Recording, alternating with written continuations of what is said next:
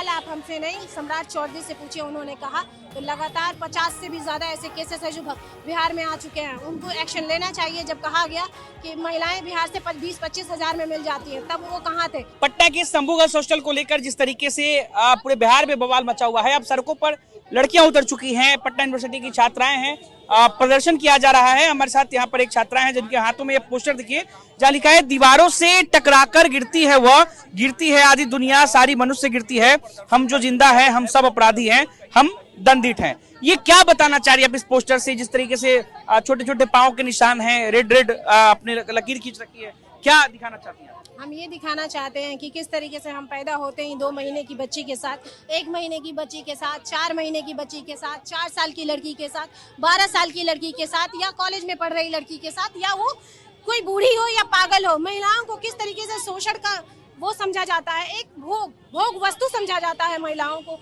और किस तरीके से उनके भोग के अलावा कुछ नहीं समझा जाता। हम ये बताना चाहते हैं। अपने शब्द का प्रयोग किया, भोग वस्तु, ऐसा क्यों कह रही है?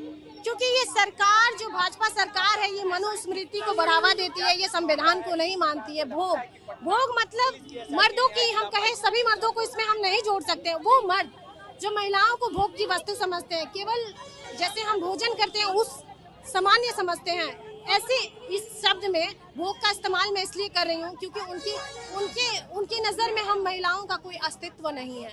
अगर हमारा कोई अस्तित्व होता तो इस तरीके की घटनाएं नहीं होती। आपने पूरे भारतवर्ष में देखा होगा कि कभी भी बिहार से या पूरे भारतवर्ष से ऐसी घटना सामने नहीं आई होगी कि महिलाओं द्वारा इस तरीके की घटना को अंजाम दिया गया।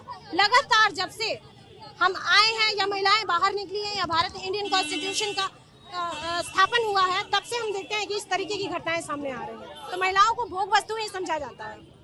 क्या लग रहा है, क्यों आप लोग को ये प्रदर्शन करना पड़ रहा है? क्या पुलिस पर भरोसा नहीं है? जिस तरीके से पुलिस पे भरोसा होता और पुलिस अपना काम सही से कर रही होती तो हम लोगों को सड़कों पे होने की जरूरत ना होता। हम लोग अपना पढ़ाई लिखाई करते। पुलिस पे बिल्कुल भरोसा नहीं है कि पुलिस भी क्या करती है। पुलिस एक मोहरा है सरकार की। सरकार जिस तरीके से पुलिस प्रशासन को चलाता है, उसी तरीके से पुलिस प्रशासन काम करती है। सम्राट चौधरी जब गृह मंत्री बने थे तो उन्होंने एक बात कही थी कि कोई भी मनचले को जो है बख्शा नहीं जाएगा, एंटी स्क्वाड बनाया जाएगा मनचलों के लिए। ये सवाल आप हमसे नहीं, सम्राट चौधरी से पूछिए। उन्होंने कहा तो लगातार 50 से भी ज्यादा ऐसे केसेस है जो बिहार में आ चुके हैं, उनको एक्शन लेना चाहिए। जब कहा गया कि महिलाएं बिहार से 20-25 हजार में मिल जाती हैं, तब वो कहाँ थे? ये सवाल आप हमसे नहीं, सम्राट चौधरी से पूछे कि इस तरीके की घटना को अंजाम लगातार दिया जा रहा है। उन्होंने क्या कार्रवाई की, इस पे क्या कार्रवाई किया है उन्होंने? ये सवाल है हमारा। ये आप अगर जाएं तो जवाब करिए, सवाल करिए। आपको डर लगता है पटना में? आपको हॉस्टल में रहती है? हॉस्टल में ही रहती है। हॉस्टल में रहती है। डर लगता है आपको पटना में? डर लगता है। 5 बजे के बाद हम लोग बंद हो जाते हैं हॉस्टल में, बाहर नहीं निकल सकते।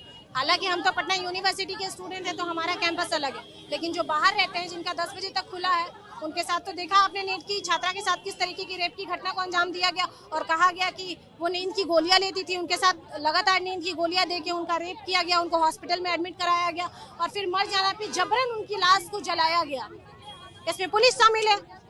आप लोग को भी घर वालों की तरफ से फोन आता है इस चीज को लेकर के? डर है उनके मन में?